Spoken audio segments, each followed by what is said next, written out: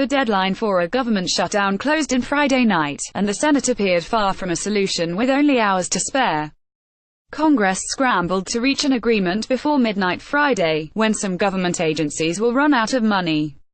A rush to break an impasse in the Senate appeared to yield little progress, even after Senate Minority Leader Chuck Schumer met with President Donald Trump at the White House in hopes of striking a deal. Still, the Senate plans to vote at 10 p.m. ET, to end debate on a stopgap spending plan already passed by the House.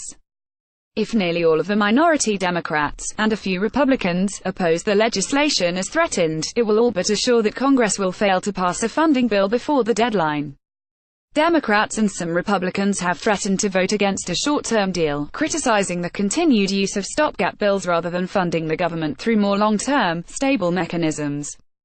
The minority party has also shown frustration about progress on talks toward a bipartisan immigration bill, which Democrats wanted to pass this week to protect hundreds of thousands of young undocumented immigrants from deportation.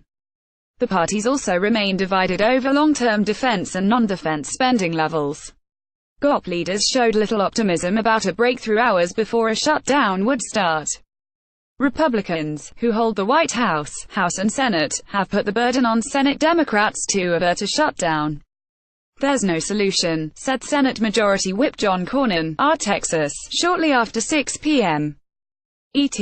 "I actually personally think Democrats got so far out over their skis they're trying to figure out a way to save face and come up with some sort of resolution," he added. A deal was still possible before the midnight deadline, White House Legislative Affairs Director Mark Short told reporters after 8 p.m. ET. Talks were ongoing at the highest levels of Senate leadership, but a deal on immigration seemed unlikely Friday, he added. Hours before the deadline, Trump said he had an excellent preliminary meeting with Schumer. While both the president and senator cited progress, neither of them said they reached any kind of agreement. At Real Donald Trump excellent preliminary meeting in Oval with at Sent Schumer working on solutions for security and our great military together with at Senator Majid-R. McConnell and at Speaker Ryan. Making progress 4-week extension would be best. Only 4 people were in the meeting: Schumer, Trump, White House Chief of Staff John Kelly and Schumer's Chief of Staff, a White House official told CNBC. Senate Majority Leader Mitch McConnell, RKY, and House Speaker Paul Ryan, RWIs, did not attend. Kelly spoke with Ryan and McConnell in separate calls after the meeting, a White House official told NBC News. The Chief of Staff kept both Republican leaders in the loop, the person said. A Republican aide told CNBC that the president and Ryan spoke later that afternoon. "We had a long and detailed meeting," Schumer told reporters at the Capitol after the meeting. "We discussed all of the major outstanding issues. We made some progress, but we still have a good number of disagreements. The discussions will continue." Pablo Martinez Monsivais, Senate Minority Leader Chuck Schumer of NY. Walks to his vehicle following his meeting with President Donald Trump at the White House in Washington, Friday, January 19, 2018. The White House showed some optimism about an agreement, at least by Saturday, which would limit the damage of a shutdown. In an interview with CNN, Office of Management and Budget Director Mick Mulvaney said he believes a funding deal will be reached within the next 24 hours. When Schumer returned to the Capitol, he met with House Minority Leader Nancy Pelosi, D. Kalof, and Senate Minority Whip Dick Durbin, Dill. Leaving the meeting, Durbin told reporters it was too early to tell if Congress could avoid a shutdown. On Thursday night, the House, with nearly all Republican votes, passed a measure that would fund the government through Feb.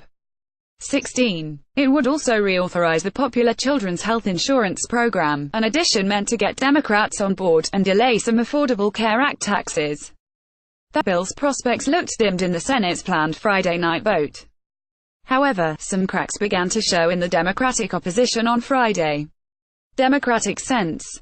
Joe Donnelly of Indiana, Joe Manchin of West Virginia, and Heidi Heitkamp of North Dakota, all of whom face re-election this year in states Trump won in 2016, said they would vote to keep the government open. Newly elected Doug Jones of Alabama also said he will back the measure. Democrats were holding a caucus meeting at 8:30 p.m. ET on Friday, according to NBC News. Schumer has pushed for a shorter-term funding extension of only a few days to give lawmakers more time to strike a deal on bipartisan immigration legislation, which Democrats wanted to see passed this week. McConnell shot down the notion of approving funding for that length of time. These incredibly short-term extensions would not even give us enough time to actually write the legislation the Democratic leader is demanding, McConnell said Friday. One extremely short-term CR continuing resolution would lead to another and another. Cornyn on Friday also called the idea of a days-long resolution absurd. The White House also said it would oppose a funding bill of only a few days. An earlier White House briefing in which officials put pressure on Senate Democrats to back the House-passed plan was delayed when Trump, Mulvaney and White House Director of Legislative Affairs Mark Short got on the phone with Schumer to continue negotiations, a White House official told CNBC. Trump invited Schumer during that call. A spending bill would need 60 votes to pass the Senate, which means 10 or more Democrats would have to support it. Since at least 3 Republicans and many more Democrats announced they would vote against the House-passed plan, its chance of clearing the Senate looked dim entering Friday.